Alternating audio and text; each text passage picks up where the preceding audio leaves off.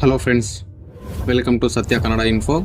ಮೇ ತಿಂಗಳ self declaration start ಆಗಿದ್ದು, self declaration submit ಮಾಡಬೇಕಾದ್ರೆ ಕೆಲವೊಂದು ವಿದ್ಯಾರ್ಥಿಗಳಿಗೆ ಪ್ರಾಬ್ಲಮ್ ಆಗ್ತಾ ಇದೆ. ಸೊ ಯಾವ ರೀತಿಯಾಗಿ ಪ್ರಾಬ್ಲಮ್ ಆಗ್ತಾ ಇದೆ ಮತ್ತು ಸ್ಟೇಟಸ್ ನಲ್ಲಿ ಏನಾದರೂ ಚೇಂಜಸ್ ಆಗಿದೆ ಎನ್ನುವ ಎಲ್ಲ ಕಂಪ್ಲೀಟ್ ಇನ್ಫಾರ್ಮೇಶನ್ ಅನ್ನ ಒಂದೊಂದಾಗಿ ಈ ವಿಡಿಯೋದಲ್ಲಿ ನೋಡ್ತಾ ಹೋಗೋಣ. ಹಾಗಾಗಿ ವಿಡಿಯೋನ ಎಲ್ಲೂ ಸ್ಕಿಪ್ ಮಾಡದೆ ಕೊನೆಯವರೆಗೂ ಕಂಪ್ಲೀಟ್ ಆಗಿ ನೋಡಿ. ನೀವೇನಾದರೂ ಫಸ್ಟ್ ಟೈಮ್ ನಮ್ಮ ಚಾನಲ್ಗೆ ಬಂದಿದ್ರೆ ಕೆಳಗಡೆ ಕಾಣುವಂತಹ ಸಬ್ಸ್ಕ್ರೈಬ್ ಬಟನ್ ಮೇಲೆ ಕ್ಲಿಕ್ ಮಾಡಿ ನಮ್ಮ ಚಾನಲ್ಗೆ ಸಬ್ಸ್ಕ್ರೈಬ್ ಮಾಡಿಕೊಳ್ಳಿ.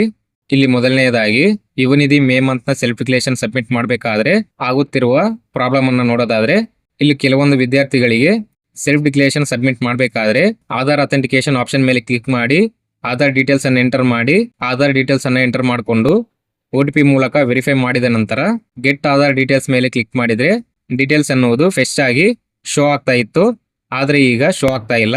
ಸೊ ಈ ರೀತಿಯಾಗಿ ಪ್ರಾಬ್ಲಮ್ ಬಂದು ಮೊದಲು ಹೊಸದಾಗಿ ಅರ್ಜಿಯನ್ನು ಸಲ್ಲಿಸಿದ್ದು ಅಪ್ಲಿಕೇಶನ್ ಇನ್ನೂ ಪೆಂಡಿಂಗ್ ಇರುವಂತಹ ಅಭ್ಯರ್ಥಿಗಳಿಗೆ ಈ ರೀತಿಯಾಗಿ ಪ್ರಾಬ್ಲಮ್ ಆಗ್ತಾ ಇತ್ತು. ಆದ್ರೆ ಈ ತಿಂಗಳಿನಲ್ಲಿ ಈಗಾಗಲೇ ಕೆಲವೊಂದು ತಿಂಗಳ ಅಮೌಂಟ್ ಅನ್ನು ಪಡೆದುಕೊಂಡಿದ್ದು, ಮಾರ್ಚ್ ಮತ್ತು ಏಪ್ರಿಲ್ ತಿಂಗಳಿನಲ್ಲಿ ಈಗಾಗಲೇ ಸೆಲ್ಫ್ ಡಿಕ್ಲರೇಷನ್ ಅನ್ನ ಸಬ್ಮಿಟ್ ಮಾಡಿರುವಂತಹ ಅಭ್ಯರ್ಥಿಗಳಿಗೂ ಸಹ ಈ ರೀತಿಯಾಗಿ ಪ್ರಾಬ್ಲಮ್ ಬರ್ತಾ ಇದೆ. ಸೊ ಈ ಪ್ರಾಬ್ಲಮ್ ಬಂದು ಮೇ 20ರ ಮುಂಚಿತವಾಗಿ ಸೆಲ್ಫ್ ಡಿಕ್ಲರೇಷನ್ ಅನ್ನ ಸಬ್ಮಿಟ್ ಮಾಡಿರುವವರಿಗೆ ಯಾವುದೇ ರೀತಿಯಾಗಿ ಪ್ರಾಬ್ಲಮ್ ಆಗಿಲ್ಲ. ಮೇ 20ರ ನಂತರ ಯಾರ್ಯಾರು ಸೆಲ್ಫ್ ಡಿಕ್ಲರೇಷನ್ ಸಬ್ಮಿಟ್ ಮಾಡಲು ಹೋದ ಅಭ್ಯರ್ಥಿಗಳಿಗೆ ಈ ರೀತಿಯಾಗಿ ಪ್ರಾಬ್ಲಮ್ ಬರ್ತಾ ಇದೆ. ಸೊ ಇದು ಸರ್ವರ್ ಪ್ರಾಬ್ಲಮ್ ಆಗಿರುತ್ತೆ. ಇಲ್ಲಿ ಸೆಲ್ಫ್ ಡಿಕ್ಲರೇಷನ್ ಸಬ್ಮಿಟ್ ಮಾಡಲು ಮೇ 25ನೇ ತಾರೀಕು ಲಾಸ್ಟ್ ಡೇಟ್ ಆಗಿರುತ್ತೆ.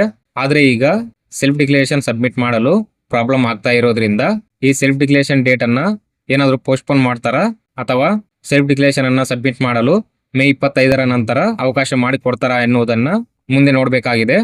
ಇನ್ ಕೇಸ್ ಹಾಗೇನಾದ್ರೂ 25ರ ನಂತರ ಸೆಲ್ಫ್ ಡಿಕ್ಲರೇಷನ್ ಸಬ್ಮಿಟ್ ಮಾಡಲು ಅವಕಾಶ ಮಾಡಿಕೊಟ್ರೆ ಖಂಡಿತವಾಗಿ ವಿಡಿಯೋ ಮೂಲಕ ನಿಮ್ಗೆ ತಿಳಿಸ್ತೀವಿ. ಸೊ ಇದು ಸೆಲ್ಫ್ ಡಿಕ್ಲರೇಷನ್ ಸಬ್ಮಿಟ್ ಮಾಡಬೇಕಾದ್ರೆ ಆಗುತ್ತಿರುವ ತೊಂದರೆ ಆಗಿರುತ್ತೆ. ನಂತರ ಇಲ್ಲಿ ಸ್ಟೇಟಸ್ ಬಗ್ಗೆ ನೋಡೋದಾದ್ರೆ, ಸ್ಟೇಟಸ್ ನಲ್ಲಿ ಸಹ ಕೆಲವೊಂದು ಚೇಂಜಸ್ ಆಗಿದೆ. ನೀವಿಲ್ಲಿ ನೋಡಬಹುದು, ಯುವನಿಧಿ ರಿಜಿಸ್ಟ್ರೇಷನ್ ನಂಬರ್ ಅನ್ನು ಎಂಟರ್ ಮಾಡಿ ಮಂತ್ ಅನ್ನ ಸೆಲೆಕ್ಟ್ ಮಾಡಿಕೊಂಡು click here to get payment details ಮೇಲೆ ಕ್ಲಿಕ್ ಮಾಡಿದ ನಂತರ ಈ ರೀತಿಯಾಗಿ ಅಪ್ಲಿಕೇಶನ್ ರಿಸೀವ್ಡ್ ಸಕ್ಸಸ್ಫುಲಿ ಅಂತ ಬರ್ತಾ ಇದೆ. ಸೊ ಇದು ಮೊದಲು ಪುಷ್ ಟು DBT ಅಂತ ಬರ್ತಾ ಇತ್ತು, ಈಗ ಅಪ್ಲಿಕೇಶನ್ ರಿಸೀವ್ಡ್ ಸಕ್ಸಸ್ಫುಲಿ ಅಂತ ಬರ್ತಾ ಇದೆ. ಸೊ ಇದು ಬಂದು ಎಲ್ಲರಿಗೂ ಶೋ ಆಗ್ತಾ ಇದೆ. ಇದರಲ್ಲಿ ಯಾವುದೇ ರೀತಿಯಾಗಿ ಗಾಬರಿ ಪಡುವಂತ ಅವಶ್ಯಕತೆ ಇಲ್ಲ. ಅದೇ ರೀತಿಯಾಗಿ ಈ ಪ್ರೆಸೆಂಟ್ ಸ್ಟೇಟಸ್ ನಲ್ಲಿ ಡಿಕ್ಲರೇಷನ್ ಪ್ರೊವೈಡೆಡ್ ಅಂತ ಶೋ ಆಗ್ತಾ ಇದೆ ಮತ್ತು ಸೆಲ್ಫ್ ಡಿಕ್ಲರೇಷನ್ ನಲ್ಲಿ ಎಸ್ ಅಂತ ಶೋ ಆಗ್ತಾ ಇದೆ. ಸೊ ಈ ರೀತಿಯಾಗಿ ಸೆಲ್ಫ್ ಡಿಕ್ಲರೇಷನ್ ನಲ್ಲಿ ಚೇಂಜಸ್ ಆಗಿದೆ. ಇದು ಮಾರ್ಚ್ ತಿಂಗಳ ಸ್ಟೇಟಸ್ ನಲ್ಲಿ ಮತ್ತು ಏಪ್ರಿಲ್ ತಿಂಗಳ ಸ್ಟೇಟಸ್ ನಲ್ಲಿ ಸಹ ಚೇಂಜಸ್ ಆಗಿದೆ. ಸೊ ಈ ಚೇಂಜಸ್ ಬಂದು ಕೆಲವೊಂದು ವಿದ್ಯಾರ್ಥಿಗಳಿಗೆ ಆಗಿದೆ, ಕೆಲವೊಂದು ವಿದ್ಯಾರ್ಥಿಗಳಿಗೆ ಇನ್ನೂ ಹಾಗೇನೆ ಇದೆ. ಸೊ ನೀವಿಲ್ಲಿ ನೋಡಬಹುದು, ಈ ಅಭ್ಯರ್ಥಿ ಬಂದು ಮಾರ್ಚ್ ತಿಂಗಳ ಸೆಲ್ಫ್ ಡಿಕ್ಲರೇಷನ್ ಸಬ್ಮಿಟ್ ಮಾಡಿದ್ರು ಸಹ ಪ್ರೆಸೆಂಟ್ ಸ್ಟೇಟಸ್ ನಲ್ಲಿ ಪ್ಲೀಸ್ ಪ್ರೊವೈಡ್ ಸೆಲ್ಫ್ ಡಿಕ್ಲರೇಷನ್ ಅಂತ ಇದೆ. ಸೊ ಇದು ಮಾರ್ಚ್ ನಿಂದಲೂ ಸಹ ಇದೇ ರೀತಿಯಾಗಿ ಶೋ ಆಗ್ತಾ ಇದೆ. ಇದರಲ್ಲಿ ಯಾವುದೇ ರೀತಿಯಾಗಿ ಚೇಂಜಸ್ ಆಗಿಲ್ಲ ಮತ್ತು ಸೆಲ್ಫ್ ಡಿಕ್ಲರೇಷನ್ ನಲ್ಲಿ ಡಿಕ್ಲರೇಷನ್ ನಾಟ್ ಪ್ರೊವೈಡೆಡ್ ಅಂತ ಇದೆ. ಸೊ ಈ ಅಭ್ಯರ್ಥಿಯ ಸ್ಟೇಟಸ್ ಸೆಲ್ಫ್ ಡಿಕ್ಲರೇಷನ್ ಸಬ್ಮಿಟ್ ಮಾಡಿದ್ರು ಸಹ ಡಿಕ್ಲರೇಷನ್ ನಾಟ್ ಪ್ರೊವೈಡೆಡ್ ಅಂತಾನೆ ಶೋ ಆಗ್ತಾ ಇದೆ.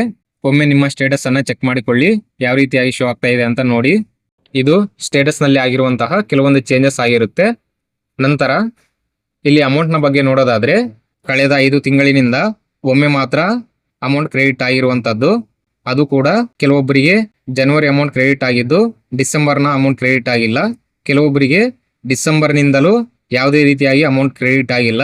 ಹಾಗಾಗಿ ಇಲ್ಲಿ ಬಹಳ ವಿದ್ಯಾರ್ಥಿಗಳಿಗೆ ಅಮೌಂಟ್ ಅನ್ನುವುದು ಇನ್ನೂ ಬಹಳ ಪೆಂಡಿಂಗ್ ಇದೆ ಮತ್ತು ಈ ಅಮೌಂಟ್ ಯಾವಾಗ ರಿಲೀಸ್ ಆಗುತ್ತೆ ಅನ್ನುವುದು ಸಹ ಗೊತ್ತಿಲ್ಲ.